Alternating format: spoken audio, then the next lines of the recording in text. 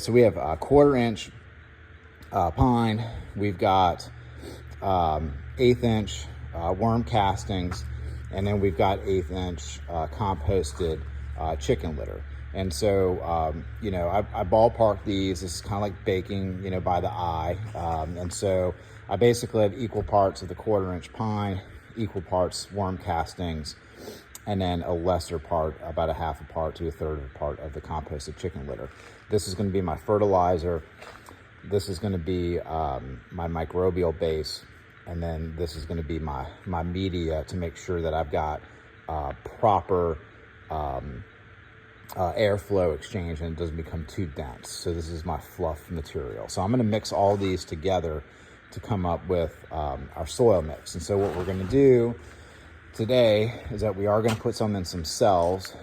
These are root prune style cells. So you've got some more holes in there to promote more root growth, root pruning specific trays. And then we've got our blocker, our soil blocker. And so then we can create our own little block. So we're going to do that first. Now we're going to do this one first.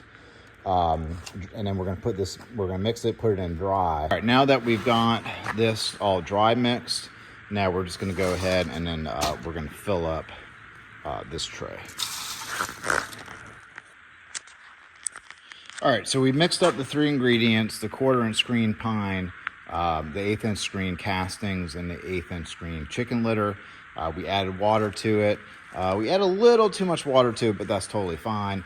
And then we made our first round of soil blocks. And how the soil blocks work is that there's a divot, that plastic nipple in there, and then that's going to give the indentation to where you're dropping the seed. And then we're just going to make the soil blocks. We're going to put them in here. You can let them dry out a little bit before you seed. I think I am going to seed today. And then, because I want to get some stuff seeded while I have time today. So you're just going to pack it down. I'm sure there's a million YouTube videos out there kind of going to how to do your soil block. Get that down. And then you're going to press and then lift. And now you got your soil blocks. And then you just go ahead and you transfer them over. Typically what you want to do is let these guys dry out before you start to water them, because if I water them right now, they're going to fall apart. But like I said, I'm probably just going to go ahead and seed them and then let them dry and let that little seed kind of get absorbed. Now, the benefit to the soil blocks, there's a lot of labor here compared to using the seedling trays. They naturally root prune, so when a root hits the side of it, it's going to carterize and it's just going to create a more multi-branched root system.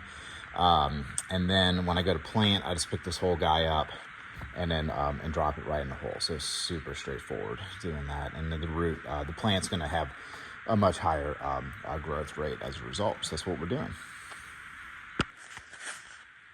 All right, so we had a little bit of a change of plans. The plastic that we had started getting really brittle and it started breaking up. So that big hole right there, it was letting all the material flow through, which is one reason why, you know, you may not want to use plastic, because the plastic breaks up and you can't reuse it, you know, whereas, you know, the soil blocker is old reliable and I think does a better job. You still go through these 10-20 trays. So I'd usually tell people to buy the better 10-20 trays so they hold up, so you can use them for a couple of different seasons. But anyway, so we're doing all soil blocks. We're not doing any of the plastic cells. And so what we're doing here is we're doing some pollenless sunflowers for cut sunflowers for flower bouquets. So this is not an edible crop of sunflower. And so we got a rainbow mix here. So we're just going to go through and just grab and seed, and we're just going to do 1 seed per block. So we're just going to go on down the row here and get all that done, and then I'll show y'all here in a bit after I get all these seeded what our little grow area, the little grow room looks like.